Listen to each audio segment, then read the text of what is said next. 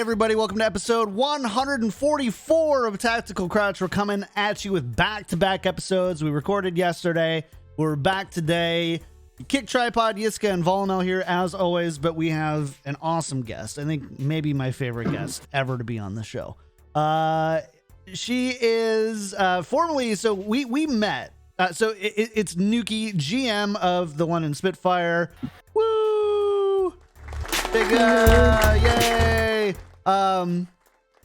But I want to tell a story about how I met you, Noukky, because you were an early contributor on Overwatch League Daily back in the day.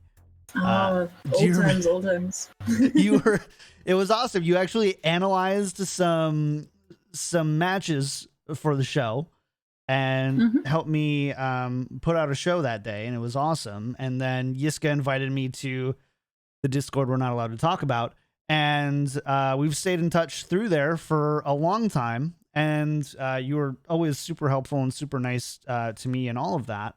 And now here you are, the GM of the London Spitfire British Hurricane, and that's so cool. I'm just so happy about it. I gushed, I think, 2 episodes ago. It looks like you're more happy about it than I am. I know. I can't help it. It's just, when I'm happy, I'm happy. But a huge congratulations to you on your new role.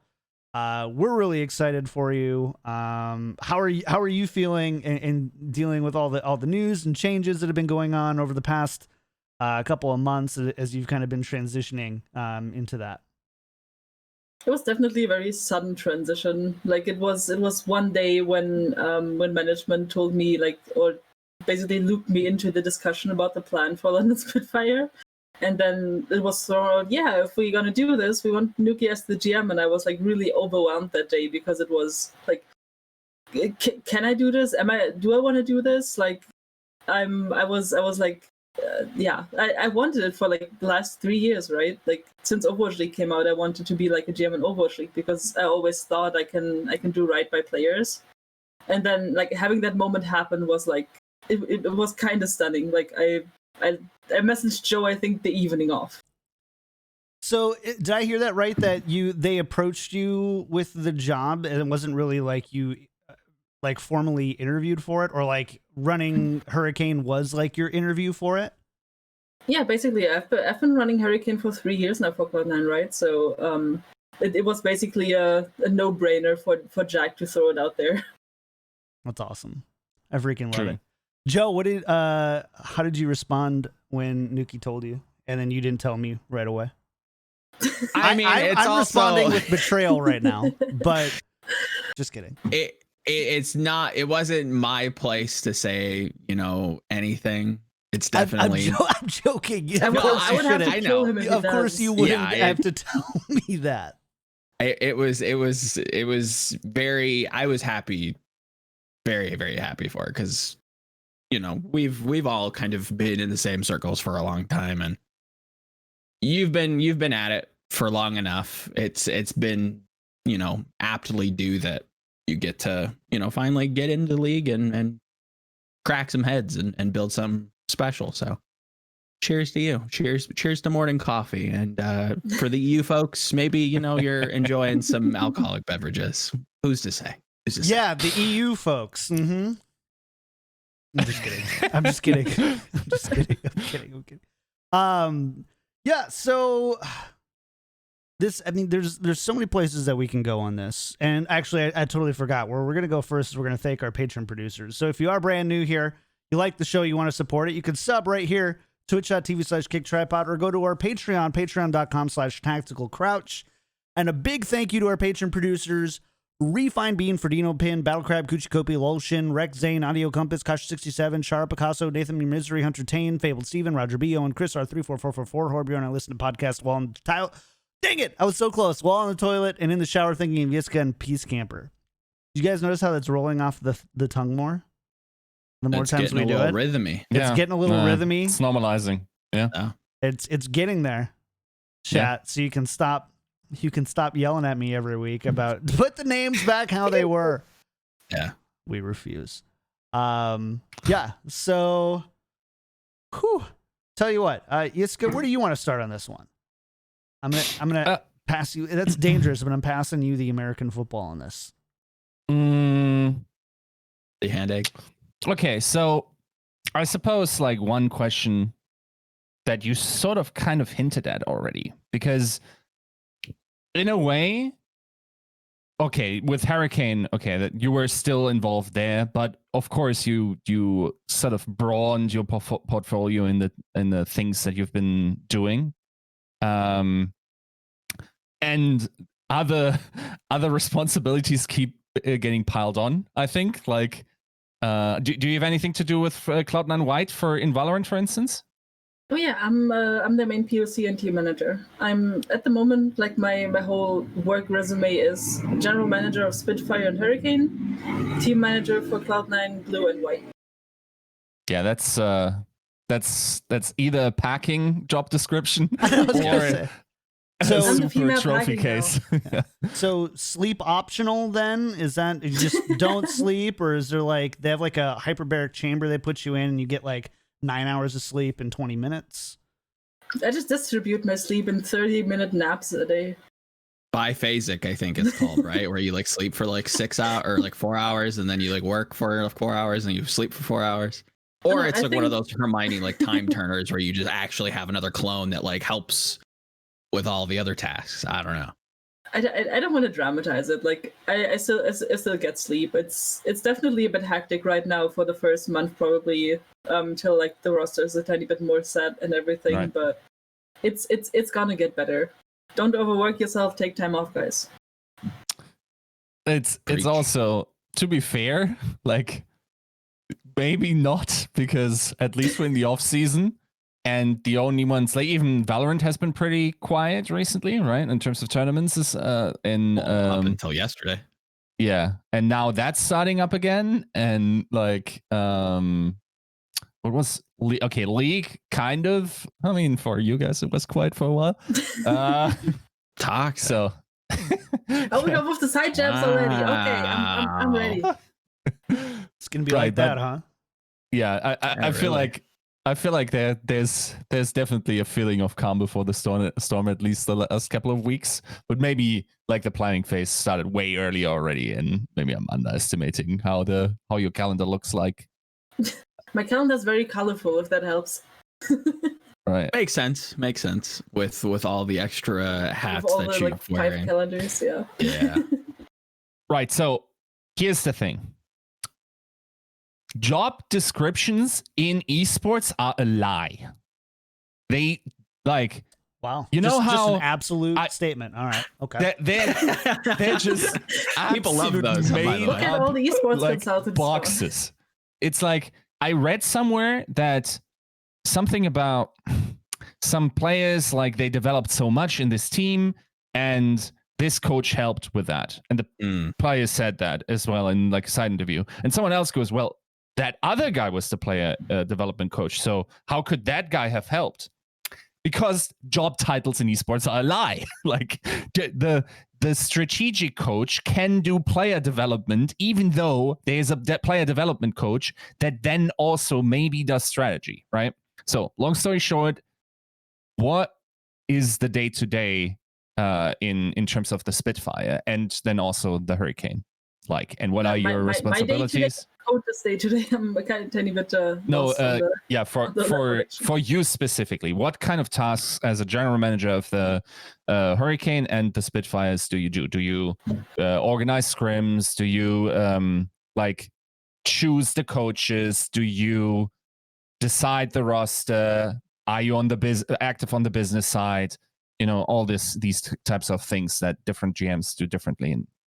So I'm gonna go a bit broader on this, because the role itself changed a lot since I started in Hurricane and to now. So At the start, when we built those guys, which was the former name for the Hurricane, for everyone that doesn't know, I was very involved in everything. We only had one coach, which was Shifty, so I was also sitting in with my former player background, evaluating players and like giving input on who to pick up and who to build around.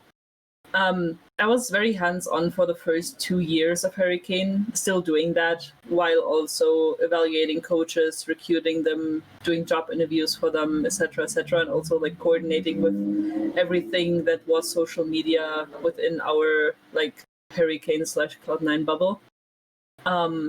And then last year, when I was moved to America, it shifted a tiny bit, of course, because it was not my only responsibility anymore. I got more teams, I got more responsibilities like in the organization itself.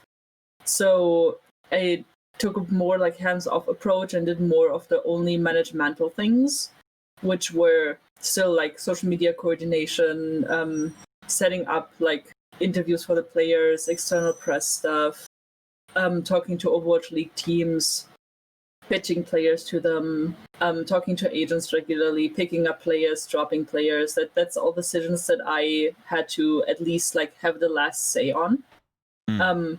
Was in constant talks with coaches. We had like weekly staff meetings and stuff to evaluate players as we go.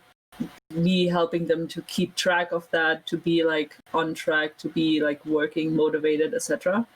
So it's a pretty broad topic when it comes to that. And at the moment for Spitfire, I'm basically doing the same thing, plus being more forward facing, doing all these podcasts and doing like media stuff myself to basically be the face of the whole thing. So it just kept piling on the last 3 years on how many responsibilities I'm having.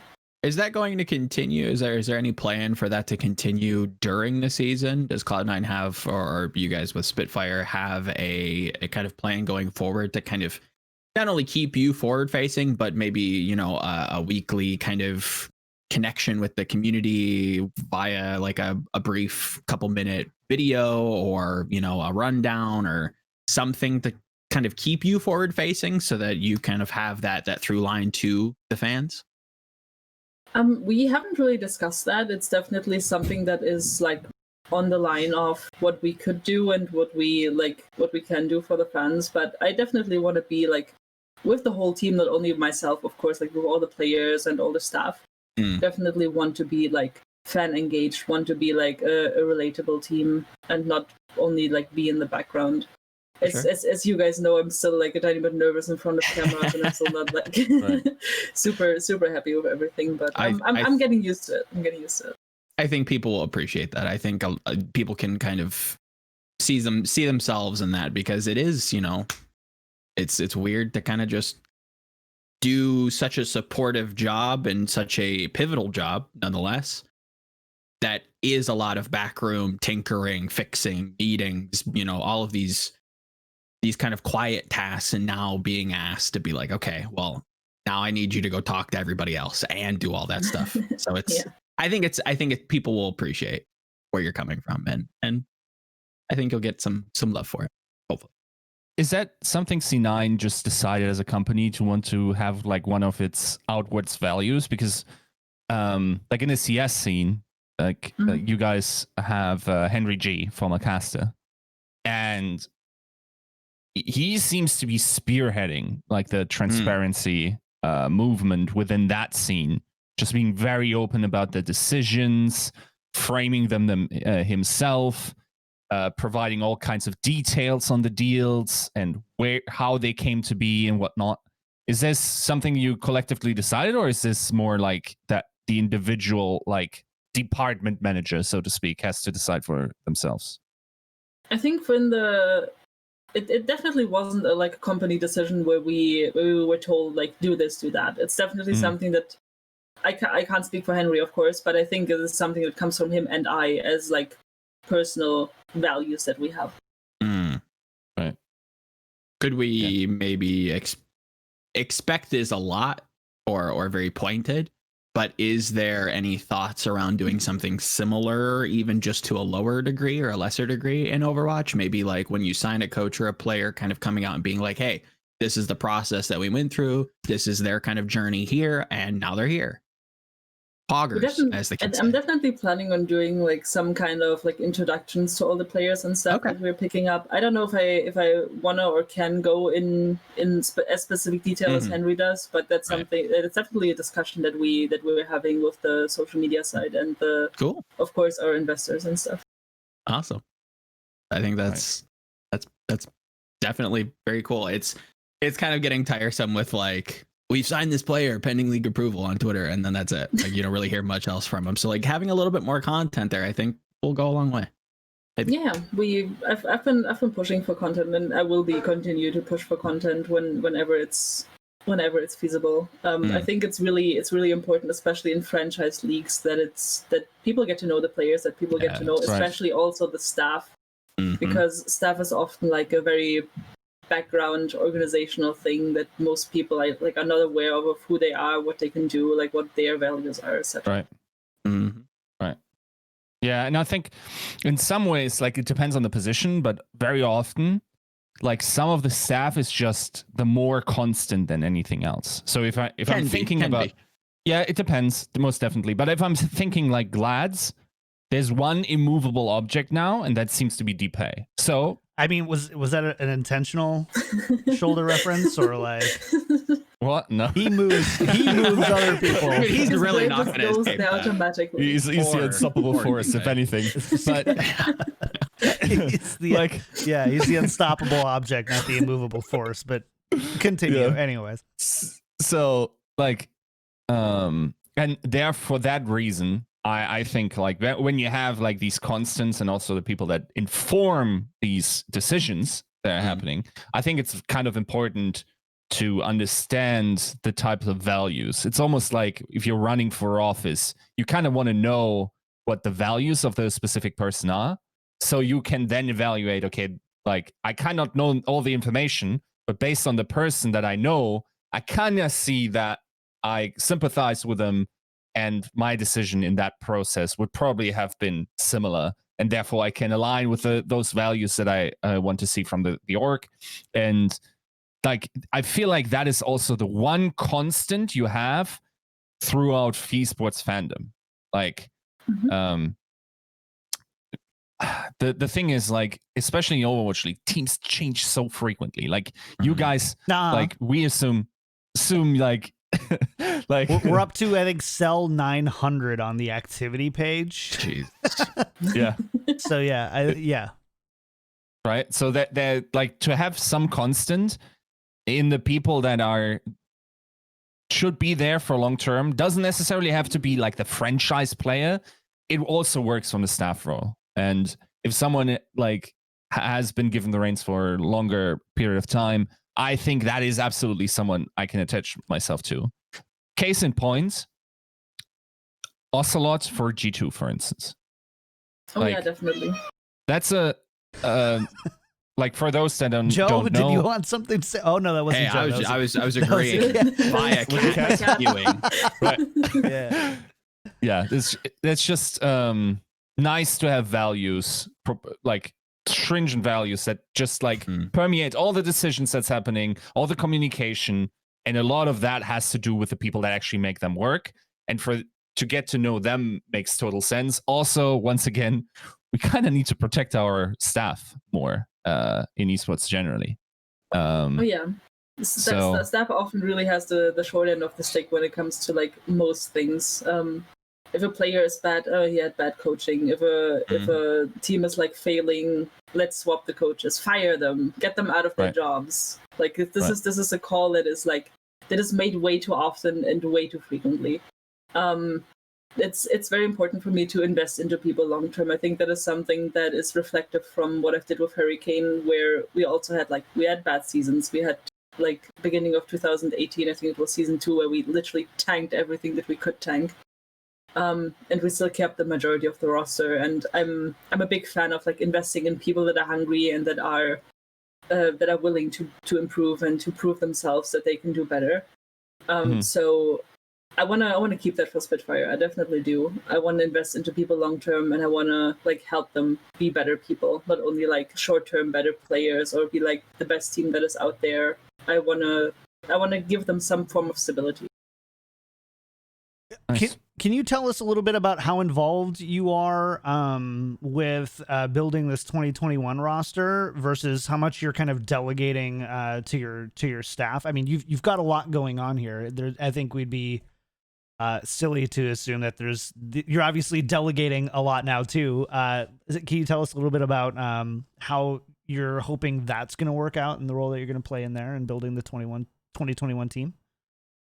Currently with the tryouts, I try to be as involved as I can. So I am watching tryouts. I am like giving my thoughts on players.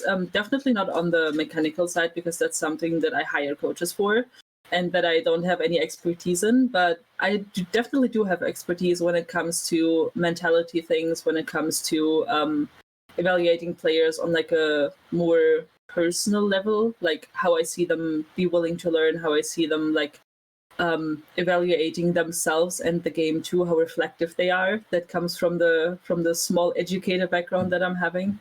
So I think that's something that is really helpful for me and that I can like bring to the table when it comes to helping with the tryouts. Yeah, there's one aspect like where I have convinced myself, maybe deluded myself into thinking that knowing esports history, the type of person there's not one type of person, but the archetypes of people that are generally going to be successful in some way has been pretty much the same since 2005 or something. Do you recognize that? Like, for instance, can you look at your Cloud9 Valorant roster, like Blue, look at TenZ and say, okay, this guy has these qualities. This is sort of like what I can see in this player or in a completely different game. Is this, do you think these patterns hold up, or are there super big distinguishing factors between games? You mean when it comes to like player mentality and player personalities when it comes to the games?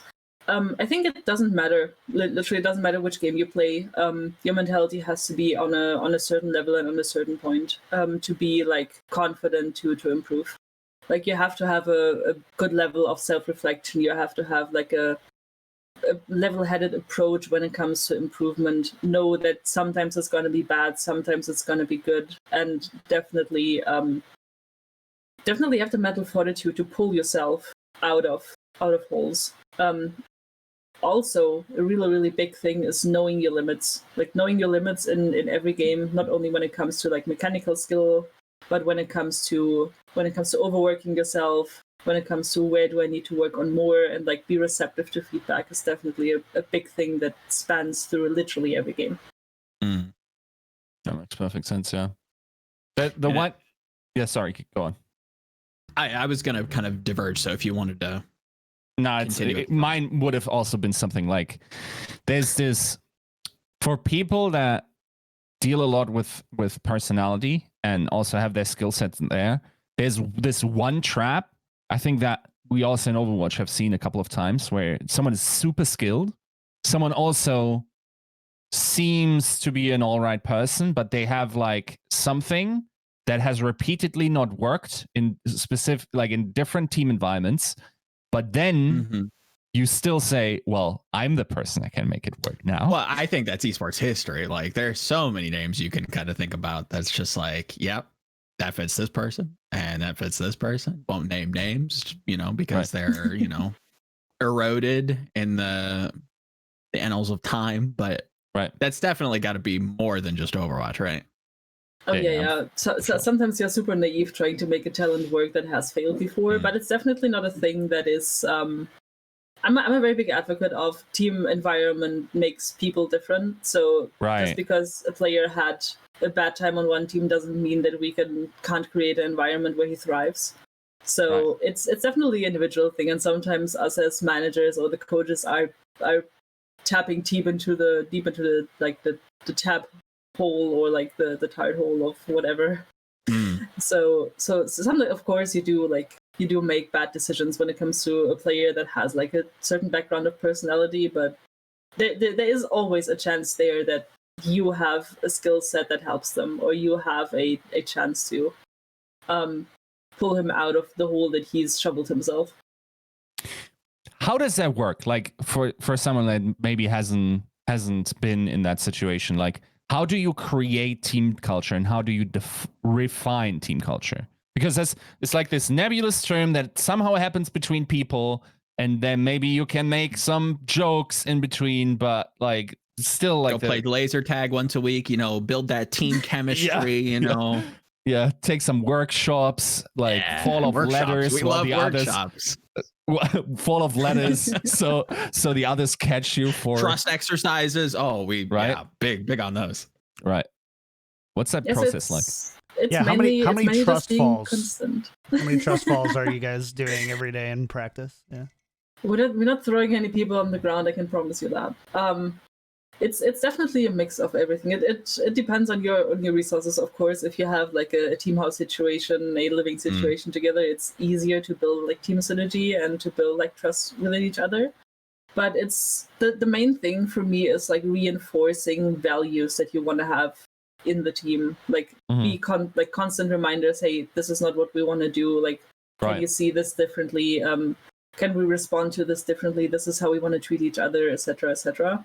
And like basically leading by example when it comes to that, like reinforcing your values onto chat is literally chat is like you said reinforce. You're to hear we leaked we're picking up reinforce. Johnny. Yep. It's confirmed. Great. I mean he pitched Brandon Sideshow as coaches, so I think we're good there. No, it's definitely a thing of reinforcing values, and it is very important to be like, you have to be the asshole at that point. Some players really don't want to do it. Some players really don't value these things that you want them to value, and you need to be a pain in the ass sometimes till they understand, until they see the improvement and value for it. Like, you will have players pushing back all the time. So, but it's good for the long run. It's good in the end usually. Oh, for sure. I guess then the next step to that, or the next kind of like branching question from that, is how do you do that? Like, what's the day-to-day? Because obviously you've worked with Hurricane, and again, your trophy case is filled with accolade after accolade and trophy after trophy. But what has it been like building that? Like, what is the groundwork foundational? Like, are we having meetings every week? Like, what does it mean when you say leading by example? Like, how do you do that? I guess how the sausage is made in that way. Like, what exactly do you do to kind of create that culture? So it's a mix of setting expectations. So we do not have like weekly team meetings, but we do have weekly staff meetings where I relay to coaches what like core values we're having, and what we want to do with like certain players, where I see, like I mentioned to them where I see problems laying, where I see like patterns forming. If I see something, of course they relay it to me if they see something, and we basically talk it out on a coach or educator level, like forming ideas, forming strategies, like how we can counteract this. Also working together with our C9 sports psychologist on that gives us like techniques or gives us advice on how to handle like certain situations. And obviously, well, maybe not obviously, but is there room for like open one-on-ones? Not necessarily principal office, like GM Noukky's gonna wag her finger at you and tell you were bad today, but more of just like actual like building exercises, like, hey, you've been really good here, but this is, are there those one-on-ones happening, even back with Hurricane? Oh yeah, definitely. We do a mix of, depending on how urgent we see it being, mix of like urgency one-on-ones where we schedule one-on-ones if we see like problems arising with players, and definitely also do regular one-on-ones where for Hurricane I did it when there was like 3 seasons of Contenders a year. I did it after every season where I sat down with like every player and coach and got feedback for everyone. Like wrote that down, of course, anonymously, and then distributed it accordingly. Like what I saw fit and what I saw reasonable. And for Valorant, for example, to branch out a tiny bit, yes, I know this is an Overwatch broadcast. Hey, still. We also do weekly leadership things where we talk about like after big tournaments, do we want to do one-on-ones? Like, do we want to have feedback for everyone? And I think having a good feedback loop for a team and a team environment is really important. So everybody can not only be open to give each other feedback, but also like feel safe to funnel the feedback through management. If they're Very not comfortable saying way. something. Yeah. Interesting. One thing I was, and maybe it's a little bit of a switch of topic, but one thing I was interested in was that you said you wanted to find some way to make Hurricane work with Spitfire in some like synergistic approach. The thing is, I think we had examples, for instance, in the Overwatch League with Atlanta Reign, where that worked very well. The thing is, in my experience, there's one thing that players always respect, and that's skill. Especially if the young ones are actually like keeping up or are better in some regards, right? So I imagine there it came easier to achieve these things, because like just naturally by what players care about, the respect was given. Like how do you envision this Hurricane like Spitfire thing? Because I imagine that was probably a decision you had to make where you said like, okay, I have this budget. I could have just like said, okay, we did this academy thing. Nobody has an academy thing anymore. I'm taking that budget and I'm building a bigger Overwatch League team. But you committed to the Hurricane formula there. So how is that going to interconnect? So the main connection point for this is going to be the coaching staff, like the coaching staff interacting with each other, helping each other out in like the different departments. We're going to have a head coach for Hurricane. We're going to have coaches for Spitfire. And I'm hopefully planning that it hopefully works out, that we're going to have basically a hub for them to interact strategies, to interact with like things that they want to practice for each team, that we're going to have a system where if we want to practice certain strats, or if we need to practice against a certain team or against strats that a certain team runs, that we're going to have this like sister team mentality. And also that the Spitfire coaches have input on, hey, this is a prodigy that we would like to pick up. This is someone that we would like to develop, because in general, right, the tier 2 scene is like, you know how underdeveloped they are and how like much more development they need to have like a sustainable future for the Overwatch League. So it was a really big thing for me to keep Hurricane, and I fought really hard with the decision to keep it and for the decision to keep it. Because it's just something that we need in the long run. We need to develop talent. We need to develop like these young players. There's so many like 17-year-olds, 16-year-olds in European contenders right now that need the support to actually, to thrive and that have the potential to be an Overwatch League. We had a system in Hurricane where we had development players for the first 2 years, notably like Funny Esther and Sparker, which were brought on as like a development slot, which played only like one map type for the first like half a year that they were in the team, and that surpassed their main slot competition basically. And we never had a really big problem with that. Did Joe just freeze? No. Oh no. Joe's still here. Yeah. I think so. It looked like. Yeah, and it worked out pretty well so far. Like we didn't have any like big pushback on bringing on a player, because it was always players that people were excited about to play against. Sparker is a really good example for that, because we picked him up right from ranked. It was like, hey, we have a development slot open. Do you guys know anyone like that you would be thrilled to have on the team? And I think it was Hafi back then that said, oh, there's this kid in ranked. He always wins Widow one-on-ones against me. Can we actually trial him? So, so there was never a problem like you hear in League, for example, where the big ones are afraid to get like newer talent on the team. But it definitely, like there can be problems arising with that, of course. We are aware of that, but we want to create a cohesive environment where they can work with each other, they can like give feedback to each other. Maybe we can even have like people practicing against each other, like one-on-one matchups, or like certain other things, like have training regimes and stuff. Basically the whole the whole what academy could be kind of trope. Yeah, We're probably gonna try that.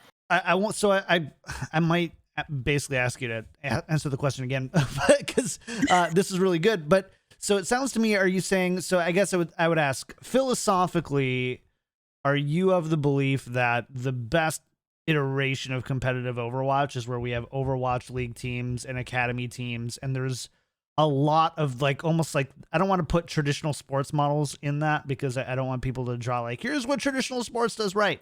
But I do want to say like having, academy teams really inform the ultimately what ends up being the Overwatch League teams, and also having a tight synergy between those two is kind of what, in your personal philosophy, is the best like version of franchised competitive Overwatch? I think so, yeah.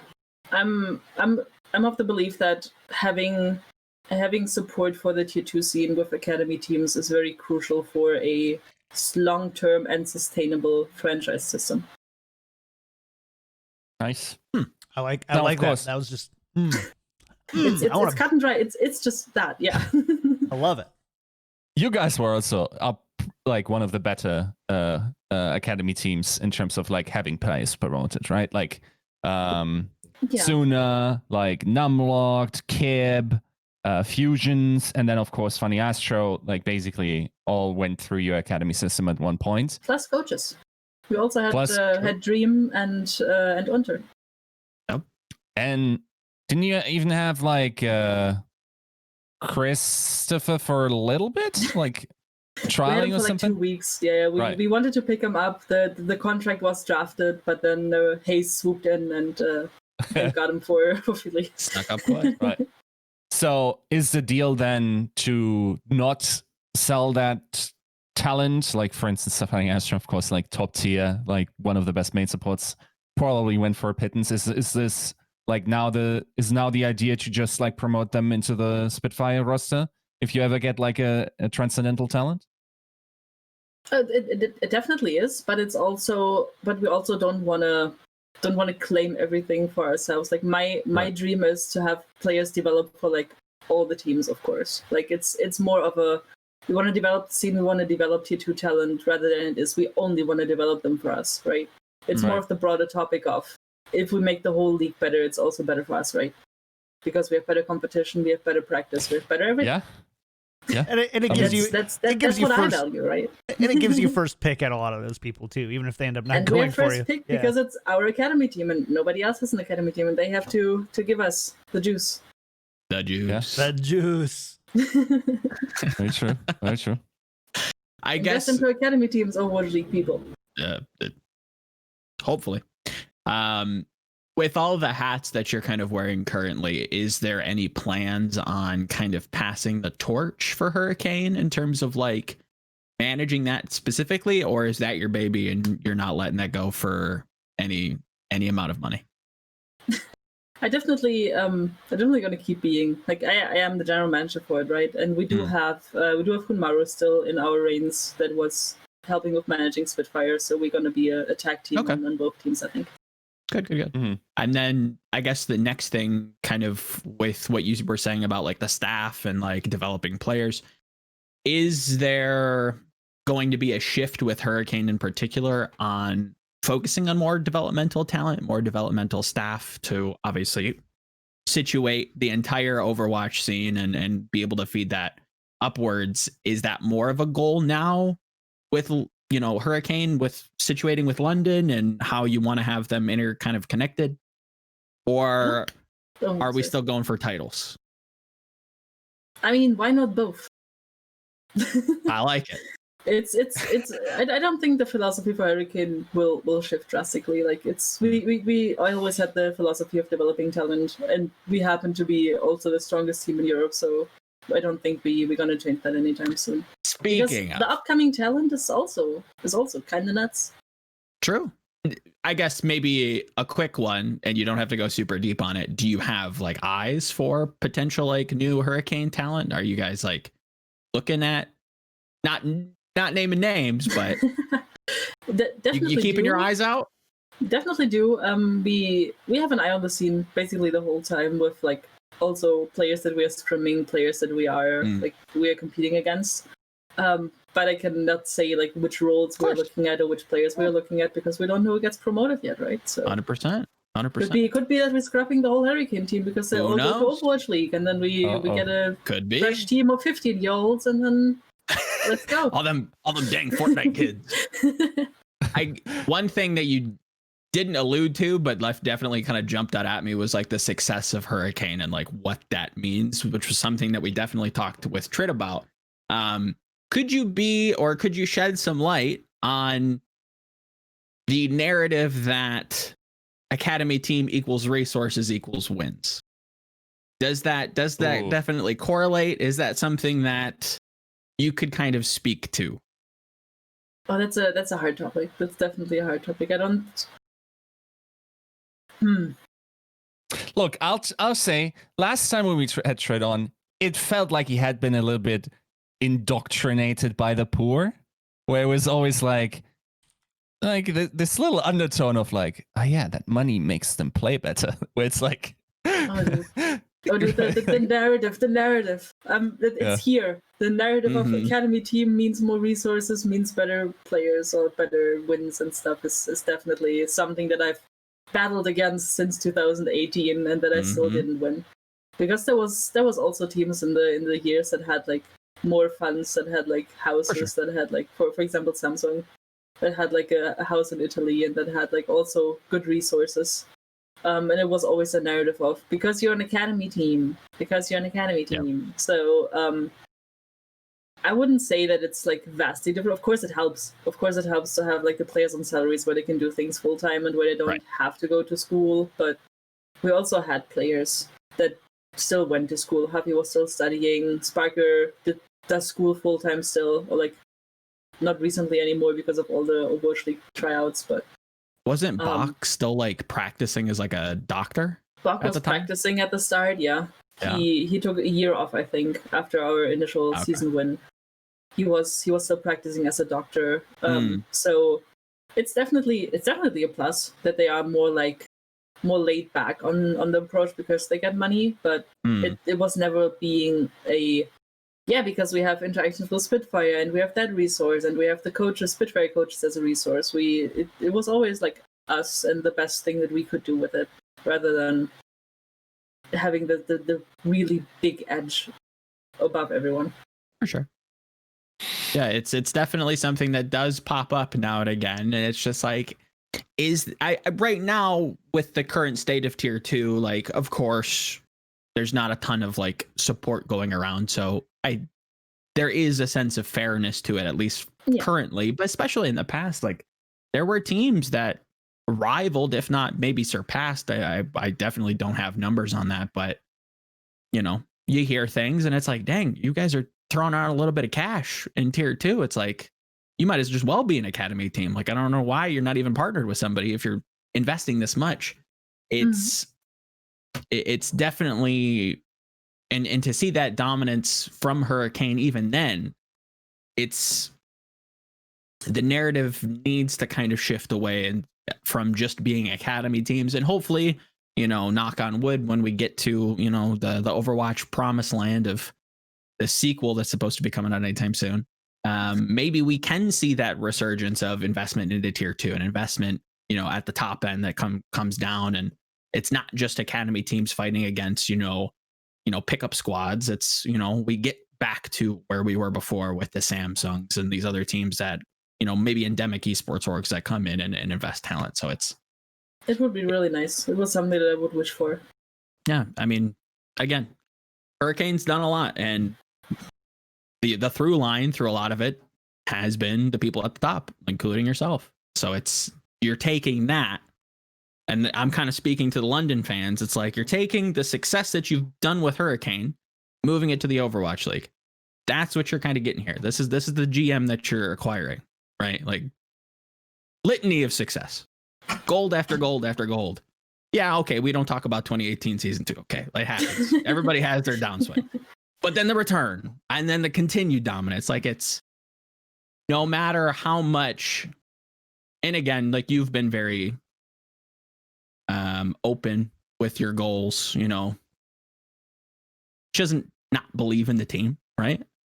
This isn't, you know, no. It's setting expectations based on what you're kind of given and what you have to, you know, do. Well, let's talk easy. about it. Let's talk about the goals for the 2021 Spitfire, because I don't think everybody saw the interview, but London Spitfire, I believe, did put it out on their official YouTube channel. You should go watch it. They did a little interview announcement with you, and you kind of gave us a little bit of a primer of what to expect for the 2021 Spitfire, but we want to talk about that some more here on the show. For those who haven't seen it, who, again, you should go see it. I'll go watch the video. Support Overwatch League content teams because they work really hard. True. Okay. Listen, I'm talking to you, person in Reddit who summarizes everybody's content down to a paragraph and then nobody watches it. Stop it. Okay. All right. Anyways. So 2021 Spitfire. Let me pull up the sheet here so we know who we've got. So here's what my spreadsheet says, and feel free to correct me if I'm wrong. Glister, Bernard, Sanguinar, and Fuse, I believe, are the 4 that are still on the roster going into 2021. Does that sound right? As of at this very moment. I think you're correct. Okay, fair enough. How's building for 2021 going? How's that one line we always post for League of Legends? Scrims are going well. Can't wait for next season or something. I thought she was gonna pull. We've already lost the off season. I thought she was gonna go the Jack way. Like, oh, sorry guys, we already lost. No, not posting the Jack sitting in the middle of the fire meme. Yep. It's too early for that. We're gonna talk about that when every other player is gone. Got it. No. Right. Okay. So it's definitely going well. Good. Another thing that stood out to me was, and I forget if it was in the official announcement on your Spitfire channel or if it was in the podcast you did right after the announcement. But there was something about what goals you have in terms of, okay, are we planning to want to win the league? Is that our goal? Or how would you define the goals that the Spitfire is going to go for in the 2021 season? Of course, like it's been written a tiny bit out of context. The comment that I made about, like, it's realistic that we're probably not gonna get top 5. But right. It's definitely, we do want to do the best that we can. We try to win everything that we can. We try to make the best out of what we get and what we're having. It's not like we don't believe in the team, and especially I do believe in the team, and I do believe in the idea that Western teams are up there with everybody else, like full Western teams, not necessarily mixed teams. But the goal is definitely build the best Western team that we can, especially with a focus on European players and European talent. Question regarding, I guess this might be a little touchy to kind of dance around, but we are seeing a giant exodus, and the league is ever changing day by day. How open are these trials, and are you seeing, or is it a possibility that some of the players that are being currently released could be trialing for London? If I made that vague enough. Are you guys open to that, rather? Yeah, we definitely picked players that were available. We, as I said, we had a strong focus on Western and European talent. We asked all the players that we could find if they want to try out, if they're interested in the project, like laid the project out to them, basically laid everything out to them, and then then asked if they are interested in trialing. We have a good list of tryouts. We did the first round last week. So it's there's some names in there that are definitely recognizable, and there's some new names in there that come from teams that people might not expect, that are like younger talents, hidden talents. Hidden? I like hidden. And not as hidden, but definitely like contenders talents, and we know how well scouting goes sometimes. True. do you have like numbers in mind? Not like as how much money, but like how many people you're looking at in terms of like, I need this many staff and I need this many players at this point in time? I definitely do have numbers in mind, but it's nothing that is like super set in stone yet. So I don't want to like throw calculations out there. Yeah, that makes sense. Yeah, it's also okay. You go Stoneface, but I think one of the problematic things in how the seasons go, especially when your viewership goes down and the numbers are presented to the ownership groups, and then 12 hours later they're asked, or whatever, like even 3 days later they're asked, please allocate a budget for the next season. Like that probably still stings by the time you're writing that check or the like allocating these resources. So from a timing perspective, it was probably not the best time. We got, I mean, according to the report I did, like six months till we start the season. A lot can change till then. I expect a lot to change till then.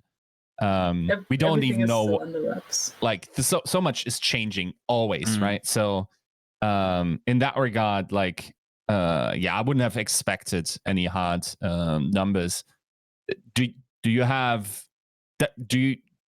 Are there currently professionals signed to the Overwatch roster? Not in terms of players, but like you said, you're doing trials. Someone has to do them, right? You got some people there. Oh yeah, we definitely do one of those traditional esports announcements. Right. So we definitely have we definitely do have coach announcements coming up soon. Eyes emoji. Right. We love eyes those. Emoji. Big eyes. At least you do it differently, right? Like it's not just the same old like, hey guys, wink wink.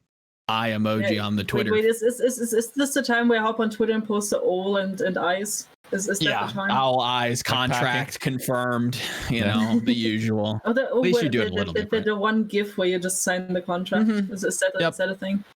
Yep. At least it's different, right? The budget is always shifting, especially with like how times are right now and how like everything is uncertain about how the league is going to go and how and how everything will be like. How will it be played? Like where would we be located? What is like the bigger scheme of things? It's so hard. Like one day it's like, this is how much you're having. The next day is like, yeah, that's fine. No, that's not fine. Here, there, blah blah blah. Pitch this, pitch that. It's definitely it's wild out there. It's a very wild off season. Is it ever frustrating when you're like taking this week and going like, okay, I got this budget, I'm building my card house, and then there's like one news where it's like, by the way, we're actually flying 12 times next year, and it's just like, okay, blast that card house, like just start from zero with new assumptions, and like is there even a point in making like long-term plans now? There is definitely a point in it, and I'm a very big fan of preparing for the worst case scenario and then exceeding expectations, because that's way better than the other way around, right? So we definitely prepare for the worst case scenario, and then everything that is on top of that, we just take that. It's just fine, right? Making quick fixes is kind of my thing. So. Right. Yeah, and Band-Aid. It can only get better from this point out. True. Yeah, it's like all of Overwatch is basically like patching up the sinking ship while you're driving it over the Atlantic Ocean. Sinking. Not everything. I mean, like that. But sometimes you also get nice gusts of wind, and it's not all. 100%. And sometimes you can enjoy the sail alive, and then Hero Pools is just a gigantic rock directly in front of your ship, and then you got to fix that one, and then Speaking of, is how to ask this and be very professional about it. Is that something you're building in mind with in terms of like the formatting of next year? Are you looking at Hero Pools and saying, okay, this is what I have to kind of judge from? Even, again, we have no official announcement if that's going to be the case or not. But are you looking at that and taking that in consideration when building for next year? Well, definitely. Flexibility in especially like DPS players is something that is really important, because we don't know, like, will Hero Pools come back? Is it like when it's official? Are we having this meta, that meta? Flexibility in those terms is definitely a thing that we're looking at. Okay. Interesting. Very, very interesting. It's the off season, to kind of quote Yiska's report, it's young. We have plenty of time. Hopefully we do get some communication from the league on what things are looking like for next season to kind of help, maybe not guide, because I don't think that's necessarily fair to everybody. It's also not something that we all need to do, of like figuring out who, what roster is going where, but I think it definitely would behoove them to kind of help guide the expectation of what next year could look like. What does it feel like to you right now building that roster? Because like there's different approaches that one could take, right? The definitive that we know right now is, I think sometime in January, you got to have 7 players. That's the goal you're working towards, right? Do you feel pressured to move very quickly in the market so you can make good deals on players that will eventually be contested, and maybe like get the deal done before the big players come in? Or do you feel like you should take your time and really do the research, and the values rather be found when the dust has settled and everyone else has made moves? Like, what's the feeling you have currently? Do you feel like really stressed to make signings, or do you feel like, let's chill, we got some time, 2 months, and then we'll evaluate in that time? I think it's really important to have the core set already. So I'm definitely I'm looking at building up a core, like signing a core as soon as I can, so we can have like a foundation to build the best team around that. But for like having the full roster, there's definitely time for that, especially with the season starting in April. Most likely there's like plenty of months that we still can go through for like defining everything around that core.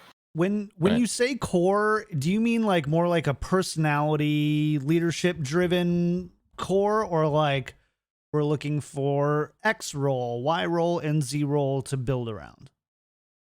And more the X role, Y role, B role to build around, or like the right player combination to have as the focus point of the roster. Of course, you can't just slap together like six standout star players and then just call it a day. I think that's proven across like multiple games that that's a very hard thing to do.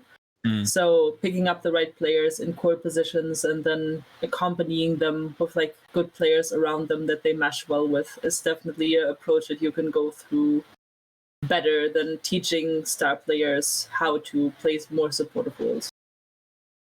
It's totally okay if you don't want to answer this. You can just say next question. But what is a core? Can you give us more specifics around what a core is to you? And is valuable for you in that? Oh, it's definitely either one player or like multiple players that have like values already that we want to flourish in the team and that we want to build up in the team, and that can basically act as like the anchor point, if you want to say it like that, like that are the basically the foundation that a team can like lean on, if you know what I mean. Yiska's a different kind of anchor. Cruise ship. Cruise ship anchor, yes. Love those. Yeah. Cool.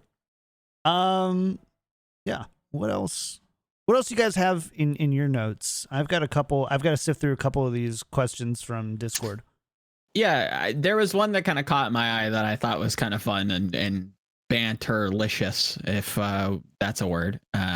Any rivalries coming in? Anybody who you're looking to maybe stick it to? Any fun, not bad blood, but just, I know that guy, and beating it would be pretty fun. Which team do you want to beat the most? It's a hard ask, because I do like my banter to come naturally, and I do like to dig at people like for reasons. So picking one now just to pick one seems let the narratives come as they fall. Yeah, we are Brits, right? So natural banter is the way to go. True. You kind of wanted to compete against the Paris Academy team more, but they disintegrated before they anything could form. So I was excited for that they're coming back this year, or like was it last year? I don't even know that they made the comeback. I was really excited to have them back again, but then they vanished again. So of course there's like this natural rivalry of like the two European teams that are like lonesome in their own midst. Also, it would probably be depending on like power rankings, because usually like Boston was notably always like on the lower side of everybody's ranking the last few years, and we will probably be too of the new approach. So it would be nice to have like the hey, maybe we can at least be higher than Boston kind of type mentality. But yeah, I mean, it's gonna be a process. Like, but banter will come naturally to us, I think, for sure, with the whole with the whole Brit situation. Do you think you will have Brits? There's definitely some pretty rad Brits out there when it comes to playing Overwatch that are free agents right now. Pretty rad. I like it. I haven't heard I need to adapt the speaking style of the young people to appeal to them. True. So, yes. Like it cannot be like the stuck-up German like Yiska is all the time. Oh, Jesus Christ! Oh, curmudgeons. Yeah. That 12 to 18 banter, demo, baby. So far, so much for holding back on the juice. Yeah. So,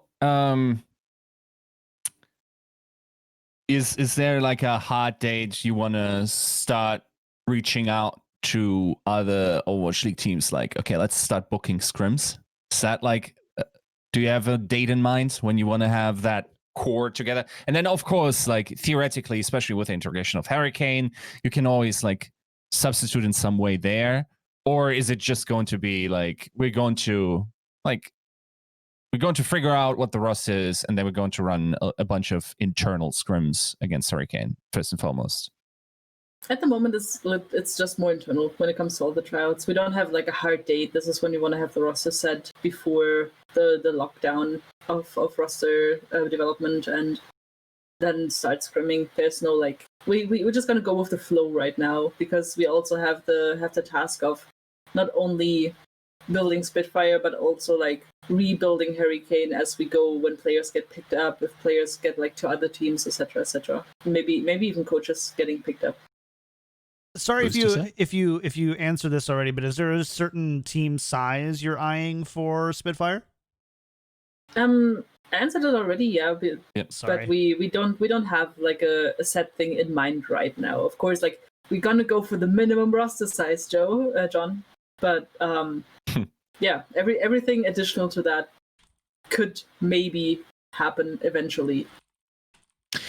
Speaking of things that may happen eventually, is there a long-term plan? Is there a multi-year kind of goal that maybe isn't hard and fast, but you know, the age-old question of, where do you see yourself in 5 years? Where do you see the team in a few years? Like, is there a world where this is the rebuild year, next year is, you know, ideally this year, and then, you know, London defends or gets their repeat? Yes, Yiska face palming makes me happy. No, sorry. I read a baller question because it makes so much sense, especially as working in a British company. Like Lola Bear asked, could you do a mixed English team with UK and Americans, or would that affect comms? I mean, when it comes to communication, some Brits have a really thick accent. I think from all the years, how many years am I on Overwatch now? Like 4 years probably. Every time I heard certain British main support's comms, I always had trouble understanding him. And no.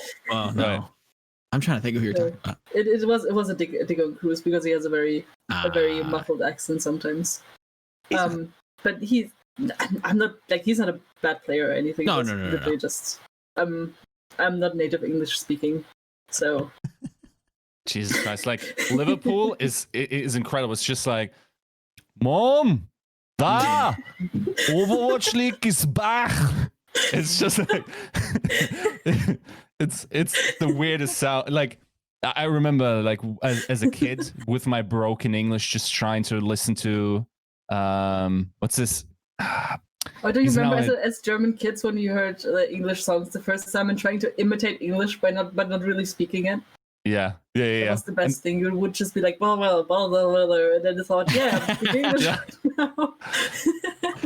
And you just know the sounds, and then you basically like re-listen to like Eminem albums, and it's like nobody really understood what actually anyone said. And then sometimes I'll be in the shower just singing the song back to me, like filling in the gaps. I'm just like, that's kind of messed up, dude. Like, I didn't know that he was singing about that. Like, that's really like we're doing that.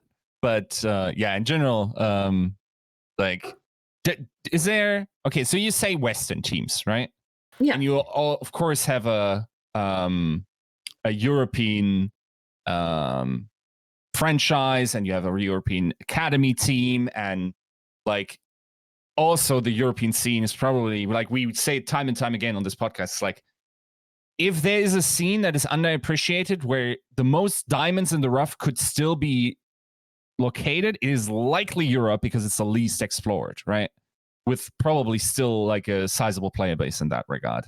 But is there like, you're not categorically excluding the possibility of having American players, for instance, right? Oh, no. Definitely not. There's definitely roles that are lacking in Europe, and where there's many like 17, 16-year-olds that are just like rising up the ranks. So there's definitely like we don't only trial European players. We don't only look at European players. That's why I try to explain it as like a Western roster with a strong focus on Europeans. Just no Canadians. Do you feel comfortable talking about the weak The Canadians roles? Because like, okay, let's do it the other way around, because it's a little bit of a bit more kind framing. What are the strong roles in Europe? What do you think like are the roles where like Europe is really good at developing them? Oh, tanks, definitely. European tanks are definitely the front runners, like after all the Korean superstars, I think. We are very strong in the tank line, 100%. And then I think Joe and I would have given the same response. Do we want to go on 3? Go for it. And just say, okay. What about me? Do it. 1. Yeah, I mean, you can say the wrong thing on 3.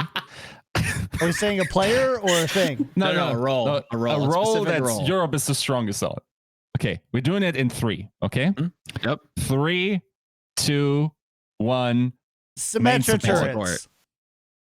Support.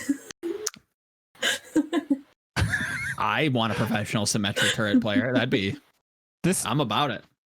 If you guys are wondering why he has to get up here, I would have said that correctly, by the way, but I'm protesting right. Yiska's lack of respect for me right now.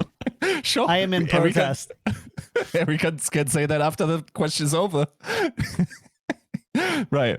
So Yeah, EU main supports this season have felt like an EU mid and League of Legends like seasons past, where it's like, well, that's just the main export from Europe at the moment, and it's no detriment to or shade thrown at the tank line, because look at how many British Hurricane main tanks have gone season after season to the Overwatch League. Fusions, Numlocked. It feels like, the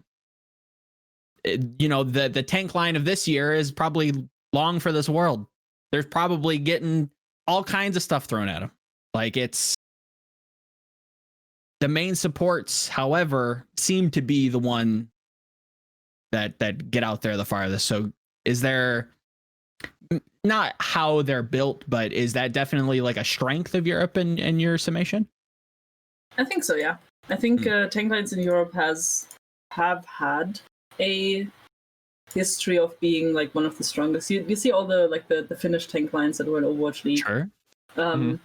You've seen I think, yeah, you've seen Swedes in Overwatch League that are like main tank and flex tank. Reinforce once again. We can't get off. You're just dropping all kinds of breadcrumbs. Like, if you might as well just announce Johnny's joining the team. Like, it's rough. There was Losish too. True. Also, he's also Swedish. I agree. I mean, he played about as much as Reinforce in the Overwatch League. You're on some stuff today. You're lighting some match. I'm dropping all the hints. Like yeah. where's the technical crowd Reddit deciphering everything I say? All kinds of crumbs. Building the roster.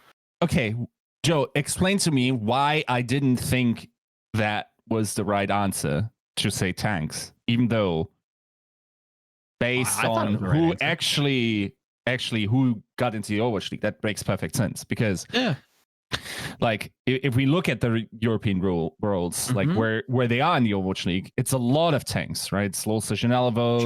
It was Numlocked, Fusions, definitely. Who am I missing? There's Nevix, Poco. Yep, for sure. The problem is that most of them feel already so American-y because they've been over there so long already. So they kind of like inventory that for you guys. Inventory? We don't just like adopt people. They still come from somewhere that isn't here. I feel like I'm doing your American job for yourself to just like say, oh yeah, they're part of ours now. No, I've always fought against that. Like even going back to like, and not to be super tangential, like even some other like esports that I followed, it's just like, no, this isn't like, why are we cheering for like this player? Like it's not why are we cheering for them? It's just like, why are we trying to adopt them? Like let them be their own, like, I don't know. It always was a little weird to try and like indoctrinate feels strong, but just like adopt them over is bizarre. But no, the European tanks definitely are a strong suit. It's kind of always interesting because in that way there's a lot of love given to the tanks and the supports, but the DPS, especially this season, or this last season rather, show that they are powerful. They're not to be reckoned with. You know, you have Onigod finally getting the call up after what feels like years of playing this damn game, and because it was shown up years. Big. It actually literally was years. True. It was.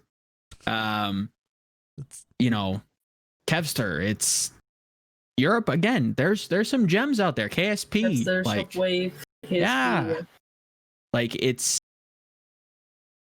surprising to see, and I'm glad that there is more of a focus in it. And again, from everything that you've kind of talked about, it seems like that you guys are very focused on finding those gems and building a team, not only to make Europe proud, but to like win with that in mind. Like it seems not only doable, but like plausible. As long as like everything stays the course and goes the right way,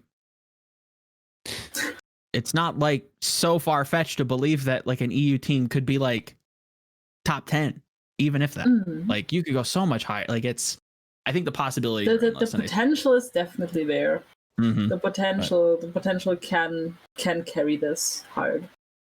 Do you have any feeling how good Hurricane was maybe during the season? Because I remember we did like an interview pre-season where it's like, okay, we didn't know of Corona. We still thought people would travel. That would mean Overwatch League teams would come to Europe. You would have scrim partners theoretically there, or would have scrimmed against the main team or whatever.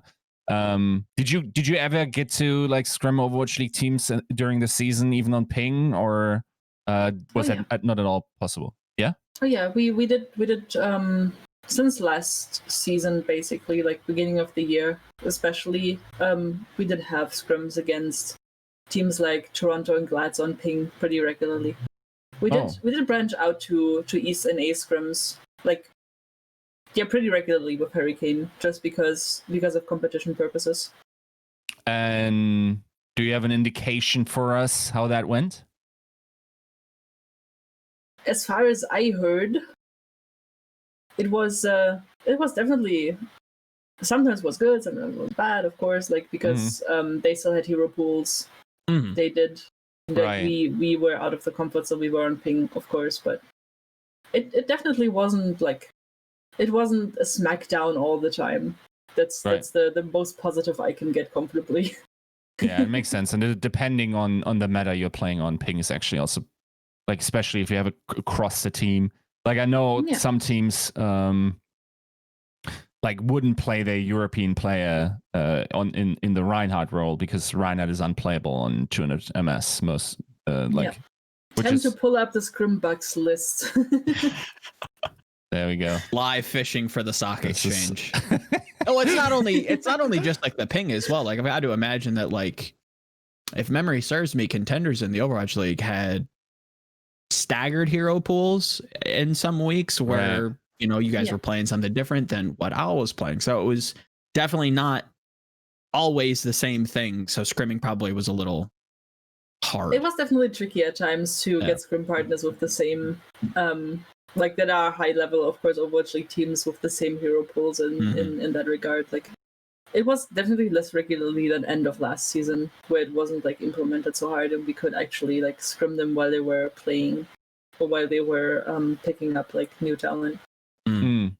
Yeah, that's one thing that I'm very interested in. I think just conceptually, okay, let's line out the premise. We have shorter contracts. We likely, like, depending on how the season goes, we will have mid-season signings and everything. I think based on the shorter contracts, theoretically the like rotation or like the throughput of contenders players into Overwatch League should be higher than in other seasons, because like probably the level of contenders might be higher for the guys that like are currently FA, won't get a team, and then also don't retire. There will be like 30% of the ones like that are currently FA will probably be somewhere that maybe it's less, maybe it's more, hard to eyeball, right? So in my mind, it's very beneficial to then also have contenders synced up more with the Overwatch League in the sense that we're not a hero pool behind. We're not a patch behind. Do you like it feels like for the Hurricane and the Spitfire to most effectively work together as well, without one, and most likely Hurricane, having to pull the short end of the stick, having to align to the Spitfire, it seems like the alignment of those rule sets would be very welcome for you guys, wouldn't be it, right? Oh yeah, definitely. It's a piece of feedback I kept giving throughout the year. I'm still one of the more vocal persons when it comes to spamming my POCs with feedback and giving feedback on format changes, on things that they think about. So I hope that I can work from like this new position to even like push more for better circumstances for like both sides of the coin. Mm-hmm. Is there anything else, any other tier 2 changes you think that you like would be quick and easy to implement that you have been pushing like down that channel, just to, you know, have like a better movement, better development cycles for those players in tier 2? It's definitely a bit it's really tricky to find a good solution for how the whole contenders cycle works, right? Because at the moment it's like monthly competitions that last for 5 days, and then contenders trials that people have to play that go up and down the list. So it's a very heavy lift for those teams that are not like top 4 consistently. So feedback that I can definitely see reasonable is to space it out a tiny bit more, to do like more focused competition towards like mid-season or something, right. Like small invitationals or accumulating points during the season play, something around those lines. Like make it a bit more focused, not only on the top heavy side of the teams, but also like make it enjoyable for all the upcoming players, for all the upcoming teams, to not like have the risk of overworking themselves without like having much support. Now, beyond whatever like I reported on, and I don't think we need to necessarily discuss that, but would you like, we have a long off season, right? Would you like to see, okay, 2-part question. How do you think about third-party tournaments in terms of the T2 scene? And should there also be like tier 1 talent, like Overwatch League talents, competing in these third-party tournaments in some meaningful way. So we have some crossover between the scenes, so they can cross-pollinate.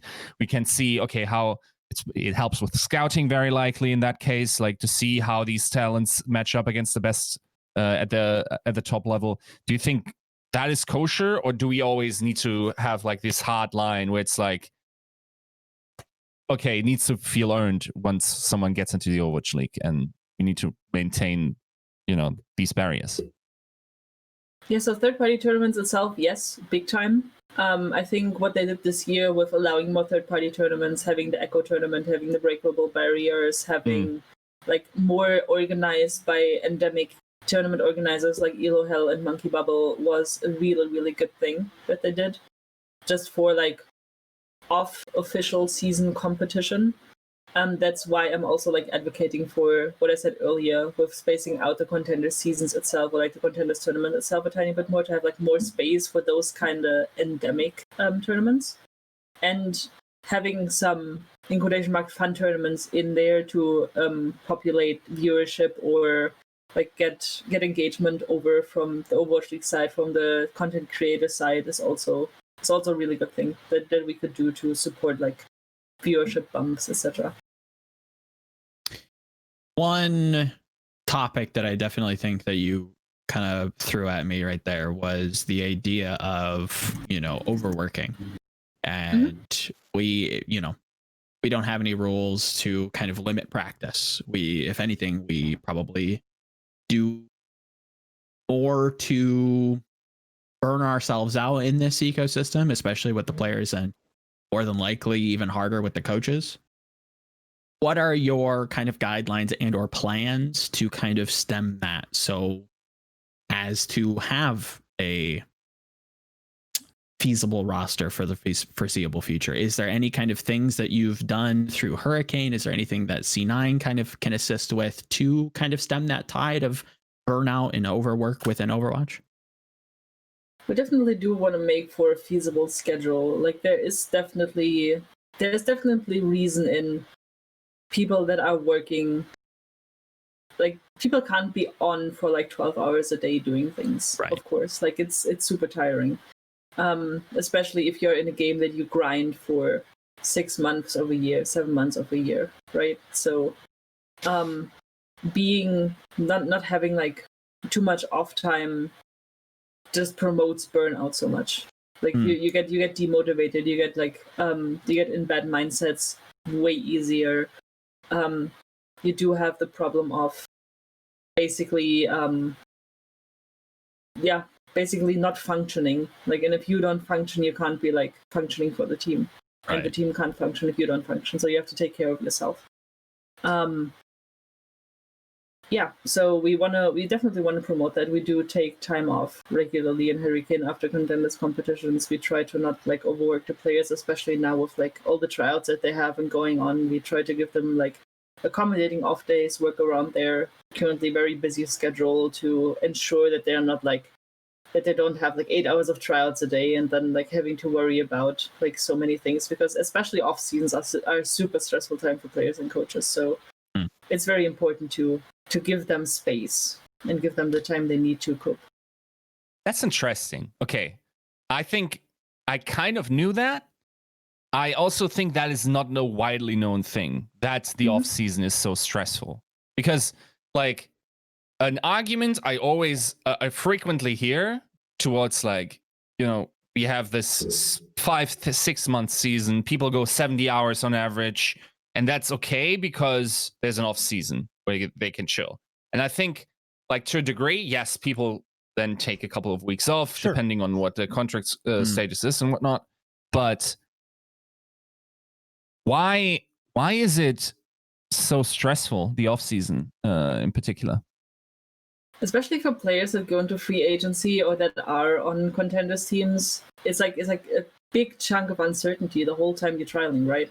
So you're anxious about, do I get to phase 2? Do I get to phase 3? Should I like grind more to improve myself? Should I actually do these like very sick 12-hour days practicing 2 blocks of scrims with my main team, plus having like 2 tryout blocks afterwards, staying up to like 3 a.m. because I want to play these NA trials. And not like many have a problem communicating to their teams or like being confident of saying, hey, this is too much for me right now. So they're constantly in the mindset of, oh, I need to do this, or I need to be on point, or I need to do this, that, and that just flourishes their anxiety so much. And like every trigger in your brain is just constantly on, you're thinking about it, and it's like such a stressful thing for you to actually cope with the fact that, oh, am I gonna get on this team? Am I like, I didn't play well in this block, and then it snowballs into maybe playing unwell in another block, not being on top of your team too, and then maybe losing a contenders like match, and then, oh no, I have a tryout afterwards. Like, how should I be confident playing that now? So it's a very like, you just get overthrown with emotions basically from a player perspective. So you're really not even off, right? Like, yeah, it's really hard to be off. Mm-hmm. Especially if you are going to school or like working. Imagine like working like sure. half a day and then going into scrims and then going into tryouts and then maybe having a match the next day, and then it's like how and when. Is that a piece of feedback then that the league might have gotten, was maybe creating more mid-season breaks, like with almost after the tournaments, especially this season, to at least give them some time off? Because like you said, like the off season really isn't even off. Like you still have to try out and you worry about your job and the anxiety is so high. Is a break mid-season kind of better for them in that way? I don't really know if that's like a feasible option. I don't want to like. Okay. I'm not sure. I would have to think about it a tiny bit more, because like the main problem is definitely like players coming from down up, right, and not necessarily players in the Overwatch League going down.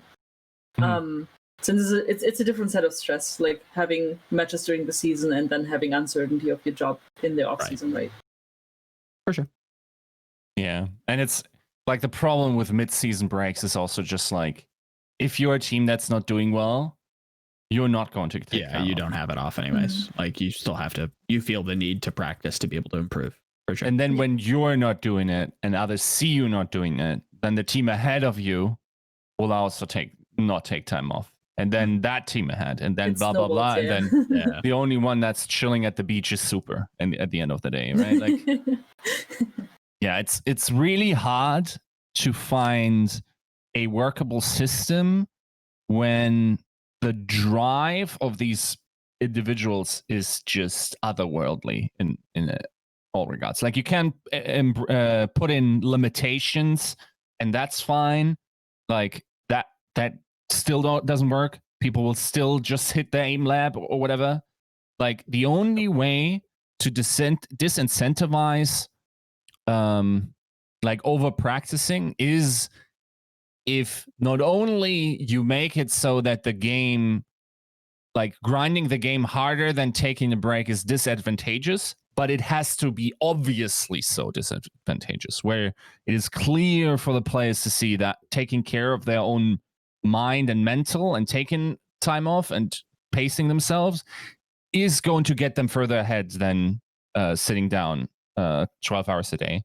And I think to a degree we see it in more stable environments and stable esports happening, even though like I'll readily admit that I also kind of fell on my nose seeing how much player burnout was also a topic in CS. But I think large parts of the burnout created by CS is because they go so hard for such a long time, and there was tons of travel involved that just was otherworldly in that regard, right? Yeah, I think a big part for Overwatch is that you just want to align tier 2 and tier 1 with like the off season. I think that definitely helps. Just having contenders run as long as Overwatch League, or as at least till like the official like signing window off season stuff starts, and then only like that's a good place to like bring in end of year like third party tournaments that are optional to play in quotation marks, so players can actually like effectively communicate, like because it's really hard for a player to say like, I don't want to play this month as contenders, right? But it's like it's okay to say, hey, I don't want to play this tournament on the weekend that may have like a smaller prize pool. Right. The problem, of course, is if you have a 6 months off season and you want more Contenders viewership, then Contenders is the perfect filler, right? Like if someone thirsts for Overwatch, and I think like after 3 months at the latest, most people get their appetite back. That's probably where we would see the most growth or organic growth in viewership. If that could somehow tie into that entire thing. But damned if you do, damned if you don't, right? Like that. That would be, once again, back to that's a workable system. It's not necessarily a good system for the reasons you outlined, in the sense that, like, okay, these guys will just be burned out beyond belief if we structure it that way. So yeah, it's rough, and it's definitely like not as trivial of a task to create a league as, honestly, sometimes my articles will make it out to be. Suggest. And it's in our defense, in the people that criticize from the outside, we also don't have the sufficient information to always like make the right calls, and that's where transparency once again comes in, and that's also hope where we can improve a little bit down the line.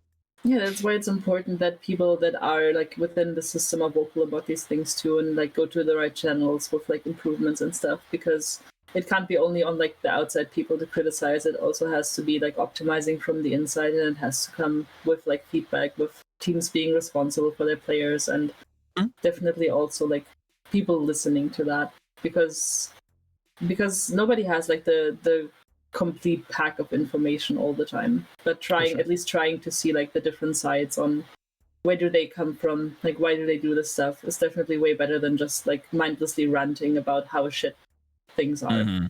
Like you need to make the best out of it from what has been given to you, and like what you can work with these people, because of course they also have their boundaries, their values, their viewpoints, and so like finding solutions is way better than just bashing.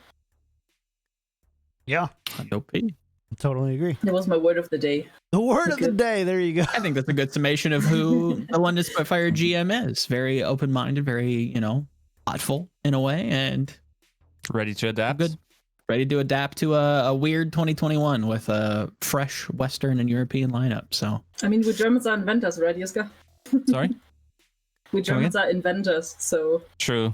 Yeah, something efficiency, BMW. Yeah, we get it. Okay. What does it have to do with We get it. All right. Yeah. Yep. Cars. That's Cars. Vroom. That's a nice movie. Great. 3 movies. I guess. 3 movies. I don't know. The third one's always hard. Third one's tough. Trilogies. Yeah. It's the only. I don't think that's true. It might not be true anymore, but I believe at the time it was the only Pixar movie. It was before. It was the only Pixar movie to get a sequel until Toy Story. Whoa. Damn. Did you mention it? Yeah, that's kind of. I can't think of any other ones that really got a bunch of them. Interesting. Yeah. Anyways, we gotta get out of here. Chat. This has been a ton of fun. Thank you so much, and Noukky, thank you so much to you. For hanging out with us. It's been far too long. We should do it in much more casual gaming circumstances sometimes, because it's been a long time since we've just gotten to hang out. So we should try. Oh yeah, I missed the old band. Yeah, I mean, it's not like you're busy or anything, but regardless. Before we get out of here, though, we always like to give our guests an opportunity to give a message to the fans out there. There's a lot of people on the edge of their seat for London Spitfire 2020. So please, by all means, take this opportunity, if you will, if you have anything to say to them. Yeah, so addressing the fans, definitely give it some time. We're working on it. We're gonna make the best of it that we can, and we I could say we try to not disappoint you, but that's inevitable to happen, because there was always people disappointed. Like, nobody can always be happy about things, right? So trust the process is a thing that we say in Cloud9, so go for it. Trust the process. Love it. And then Noukky, everybody, where can everybody find you? It's on Twitter at Noukky. Is there Noukky? Is there anywhere else that people can stay in touch with you? No, it's mostly via Twitter. I try to be most active on there. Answer questions, answer DMs as good as I can. So if you wanna get in touch, that's the address. I do have Instagram, but that's mostly cat pictures and food pictures, so there's nothing exciting on there. And yeah, hopefully I can come back sometime. Absolutely. We can definitely make that happen. We're going to get out of here, chat. Thank you so much again. Big thank you to Noukky and Spitfire for allowing her to come on the show. It's just been so awesome to hear about the 2021 Spitfire. Should I buy a Noukky jersey, guys? Is that what I do next? I think that's a much safer investment. I don't think the GM's going anywhere anytime soon. Yeah. So we have an inside joke for those who don't know, who are listening to the show for the first time, is that I've bought a few coach jerseys in the past, and then one of them is Curry Shot, and then when I bought a Curry Shot jersey, within like 3 weeks he left the team. Didn't even tell me. Didn't shoot me a message or anything. Just nothing. But yeah, so if you do, I like to inform everyone on Twitter now that I'm gonna leave the team. Please don't buy jerseys anymore. Yeah. You know, all those Just jersey sales. Yeah, exactly. I'm gonna email you ahead of time. Perfect. Thanks. Appreciate it. Yeah, so let's go ahead and get out of here. Big thank you to our patron producers: Refine Bean, Ferdino, Pin, Battle Crab, Kuchikopi, Lotion, Rex Zane, Audio Compass, Kosh67, Sharp, Picasso, Nathan Misery, Hunter Tane, Fabled Steven, Roger B, Owen, Chris R34444, or Bjorn. I listen to this podcast whilst on the toilet in the shower, thinking of Yiska and Peace Camper. Thank you so much for supporting the show. If you like the show, go to patreon.com/tacticalcrouch. And a big thank you to so many of you, new subs, Frank. Is that just a fancy way to say Frank? We're going to say Frank, MTRB Streams, and a big thank you to Pin to Paper for the resub, and then Rex Zane with 10 gifted subs, and Loler Bear with 6 gifted subs during the show. Thank you so much for supporting the show like that. We really appreciate you all. If you want to follow the show, get us on your podcast feeds, YouTube, just search for Tactical Crouch. We're everywhere there. Joe, Yiska, you both given shout outs for the week and where people can find you on the show yesterday, so we're going to cut it a little bit short unless you have anything new. Yeah, I want to tease one thing. All right. Like I wrote the fortune teller piece, what the next season might look like, and there might be some information that could be crucial to enjoyment of next year. That's all I'm going to say about it. Sweet. All right. Fair enough. Chat, this has been episode 144. We love you all. We'll see you next time. Bye.